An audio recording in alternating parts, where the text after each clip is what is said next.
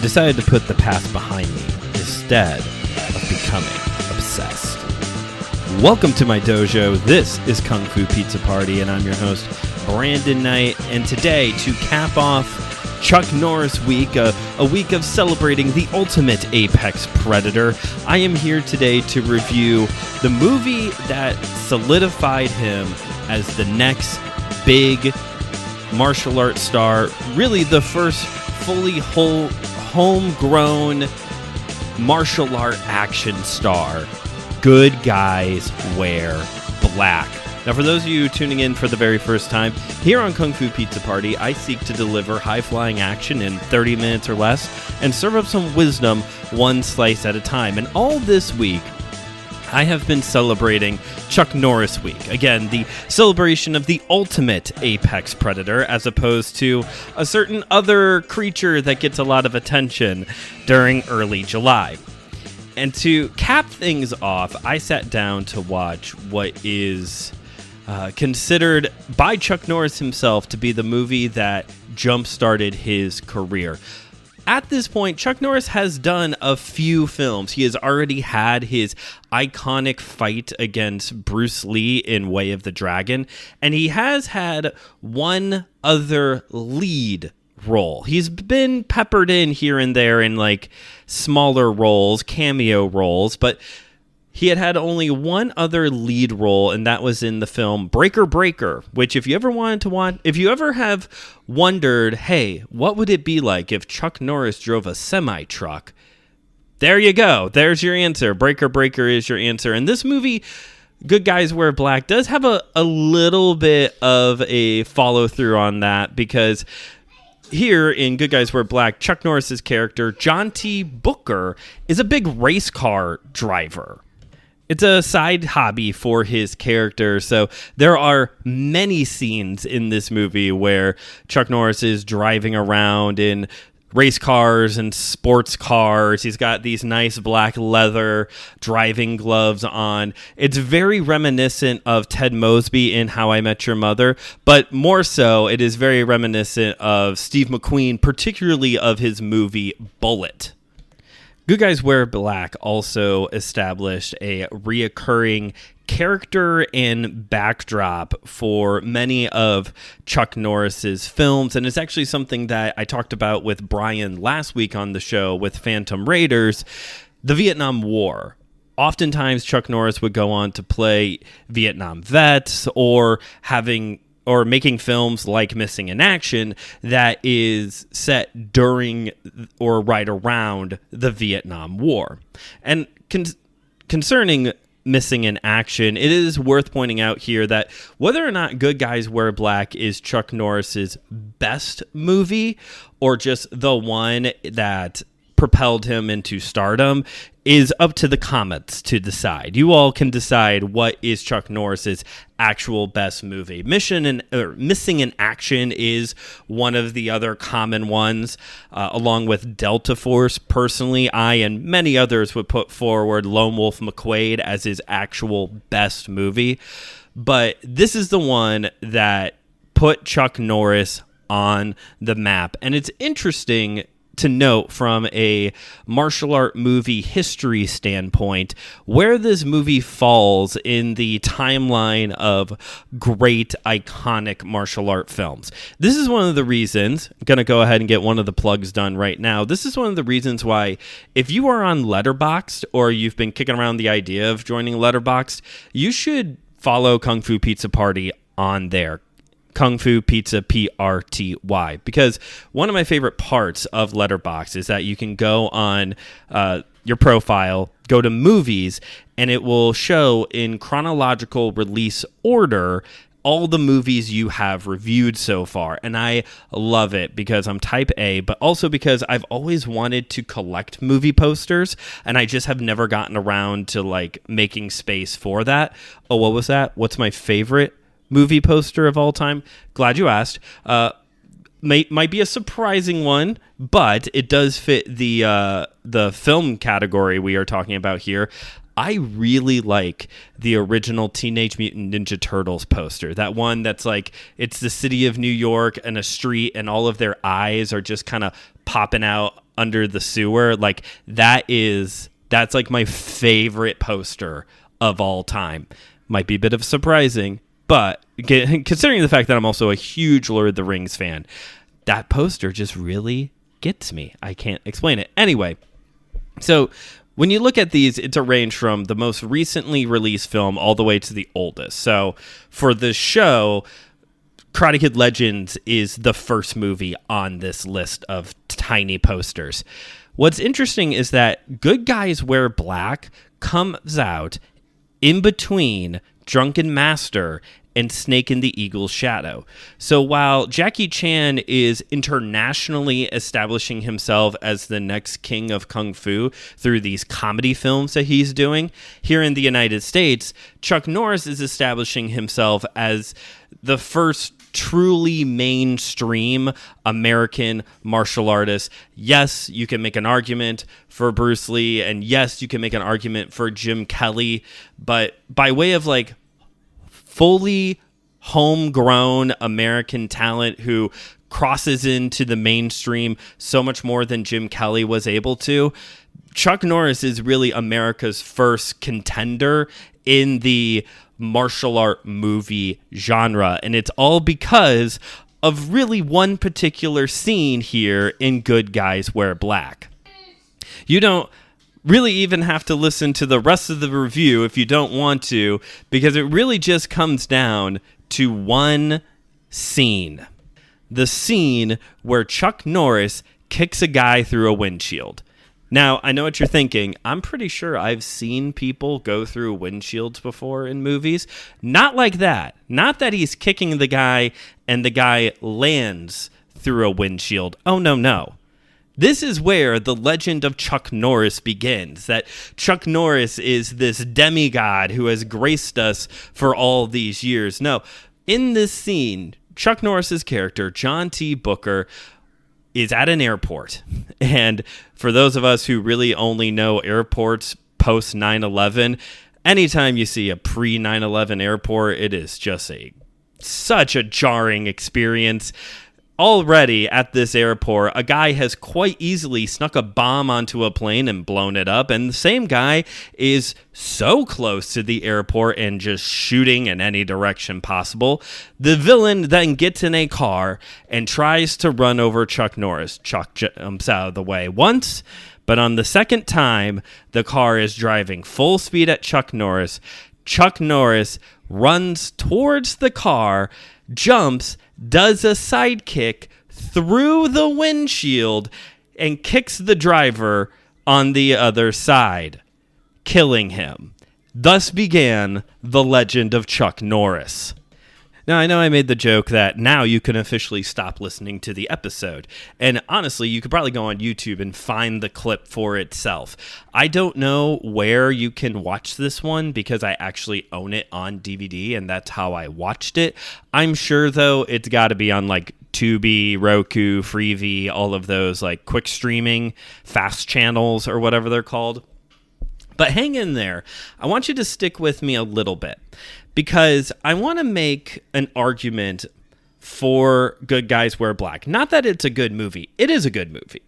It's iconic. It is much like Drunken Master. It is mandatory viewing if you are a lover of this film genre.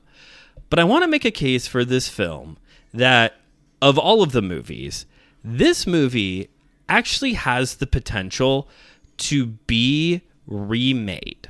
Now, I'm not necessarily 100% committed to this.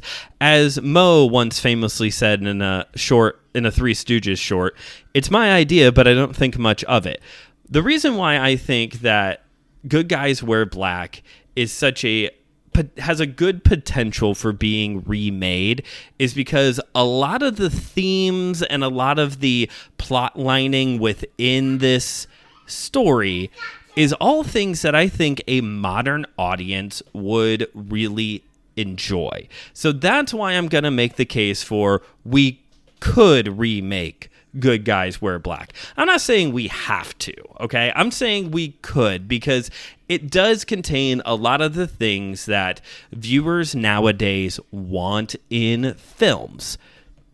I mean, let's be honest, Hollywood ran out of ideas back in 2008. They made Iron Man, and that was it. We were officially out of ideas after that point. But let me be clear about this as well. I'm not saying that we need a sequel, a requel, a prequel, anything like that. And this movie cannot be remade into the modern 2020 era. This movie has to stay firmly within 1978 or the late 70s. Whatever. Either case. It turns out that this movie was originally intended to be the start of a film series for Chuck Norris as John T. Booker. And technically speaking, in The Expendables 2, Chuck Norris does play a character named Booker, so Good Guys Wear Black is now headcanon, part of the Expendables universe. But, again, I don't want a sequel, I don't want a prequel, I don't want a requel, I just want a good old remake. Not a reboot, excuse me. I want a remake. I want a pure and simple remake of this movie. If we're continuing to run out of ideas, let's try this one, because I think the plot is something that people nowadays would really gravitate towards.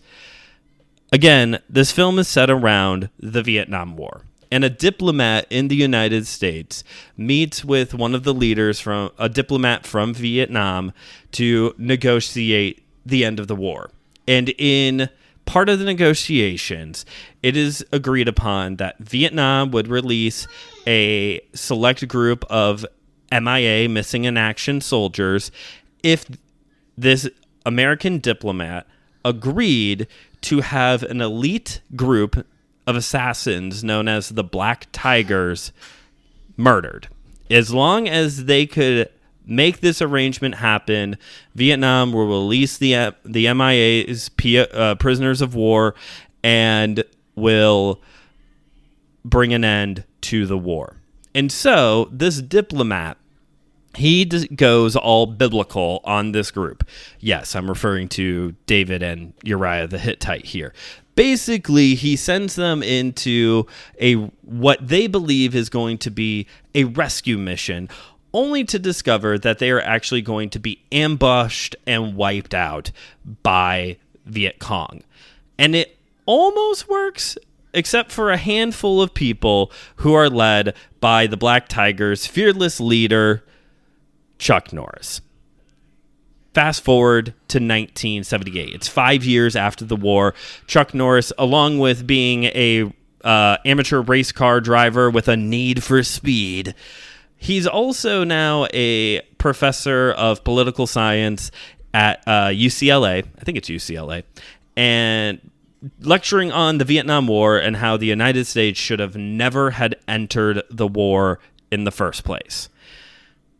From here, he learns through his companion, this woman who accompanies him throughout the movie, who is trying very hard to conceal who she is and all the information that she has from Chuck Norris. This movie is literally Chuck Norris has questions and nobody wants to give him an answer. But he works alongside her to uncover a plot that this former U.S. diplomat, who is now being nominated to the position of Secretary of State, the Vietnamese diplomat is now calling in a favor from this guy to finish the task of eliminating the rest of the Black Tigers, or he is going to, the Vietnamese diplomat, that is, he is going to expose this Secretary of State for who he really is. And so this soon-to-be Secretary of State, concerned about his image because, as it is briefly mentioned, they are living now in a post-Watergate world where these kinds of things, these appoints and approvals, are taken very seriously, where in the past it was more of a formality. He is now orchestrating the assassination of the remaining of the Black Tigers, with Chuck Norris as the lone survivor who is going to somehow figure out a way to bring down this assassination attempt. And in the process, spoiler for the ending, assassinates the Secretary of State. Now you tell me, good listener, doesn't a movie about that is anti-war, about exposing corrupt government plots and officials, and of course features fast-driving cars, doesn't that sound like a movie that would appeal to the modern audience?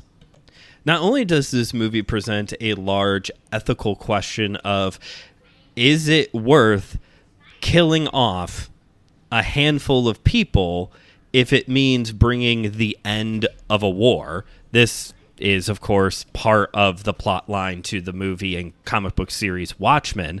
Not only does it bring up such a large ethical, philosophical plot point, this idea of corrupt government officials doing whatever they can to elevate themselves and government conspiracies to cover up incidents in the past. This all sounds like something that a modern audience would really gravitate towards. It seems like anymore, no matter what side of the political aisle you may fall on, it is easy to look at the other side and say, you are a bad faith actor. Like, to find a politician that is like, we are beyond that time period of where we really can trust our politicians to do what is best for us. And part of that may be because of this time period that this movie is centered around. The Vietnam War, Watergate.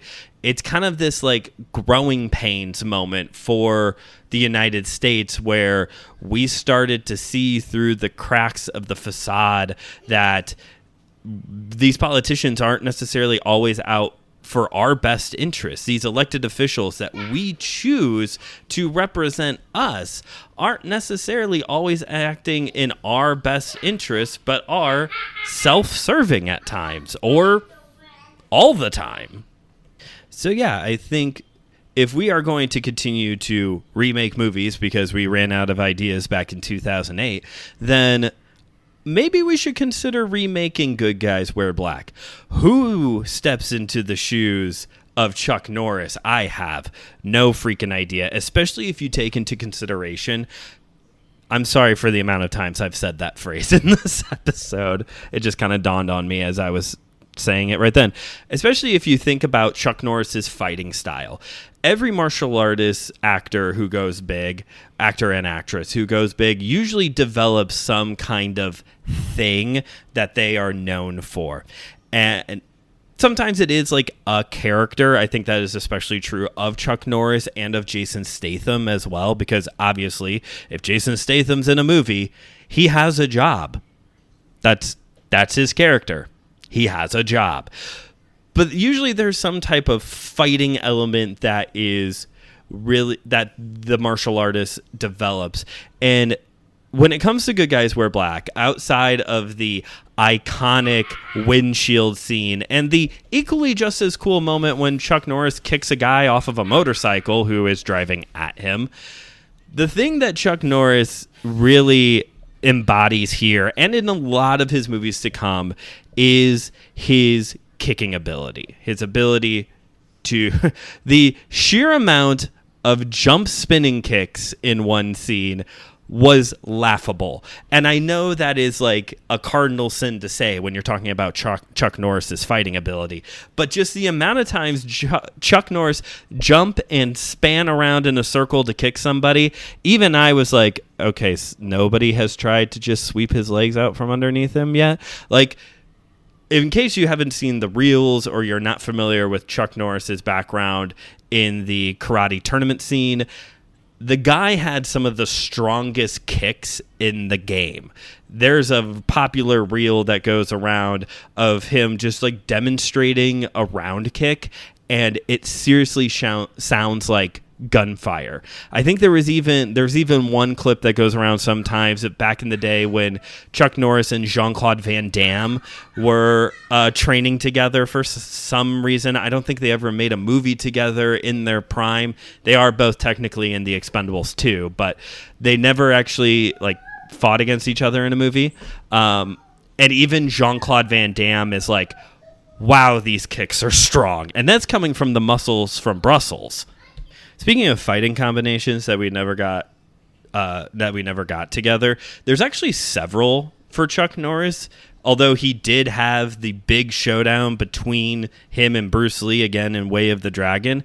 It is worth noting we never did get Chuck Norris versus Jim Kelly, which I think that would have been fantastic, because if anybody had a similar fighting style to him, it was Jim Kelly, because he also came from the karate tournament scene. We never got him and Jean-Claude Van Damme. I'm pretty sure we never got him and Steven Seagal. There's a lot of combinations that we never got, and at this point, there's a good chance we never will. But I really think of all of them, the biggest missed opportunity was not putting him and Jim Kelly together in a movie, either to work together and they have a sparring session at one point, or one of them's the bad guy and we get a showdown between the two of them. I think it's a real missed opportunity that we never got that showdown.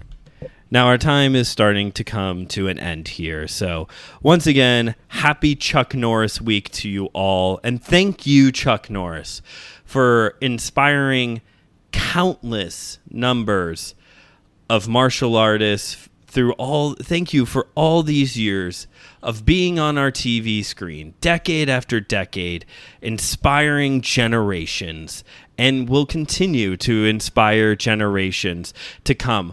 I've already said I own this movie. It's actually a double pack with Good Guys Wear Black and A Force of One. And so you'll be getting that review at some point. But would I watch it again? Absolutely. This one for me, not just this movie, but Chuck Norris as a person, he is the one that I am going to definitely be the dad who says, all right, son, mom's not going to be home tonight.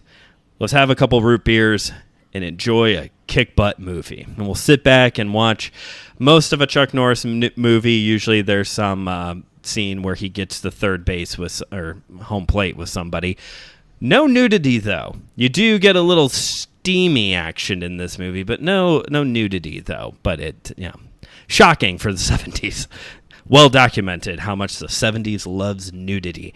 But no, this would be the one, the actor of all of them, because many dads had that with like Stallone, Schwarzenegger, all those like 80s action movies. To me, that's Chuck Norris. Chuck Norris is the one that'll say, all right, son, thankfully your mom's not home today, so let's watch Silent Rage. And I will scar him for life with that one. Thank you all for listening to today's episode. Again, follow the show on Letterboxd if you haven't yet already, or you can keep up with just about daily updates from KungFuPizzaPrty on Instagram at KungFuPizzaPrty. You can also check out my YouTube channel, Studio 219, a place for faith and pop culture. Check out the other great shows here on the Anazao Ministries podcast network, including Why I Don't Like, Systematic Geekology, Friday Night Frights, and of course my sister show, My Seminary Life, which goes more into the faith, theology, philosophical world. But again, thank you for listening. Thank you for joining me on the first ever Chuck Norris week. Chuck Norris week 2025 is now behind us, and I promise next week's movie has nothing to do with Vietnam. Next week's episode has nothing to do with the Vietnam War. But until then, this has been Kung Fu Pizza Party, where I have delivered high-flying action in 30 minutes or less and served up some wisdom one slice at a time.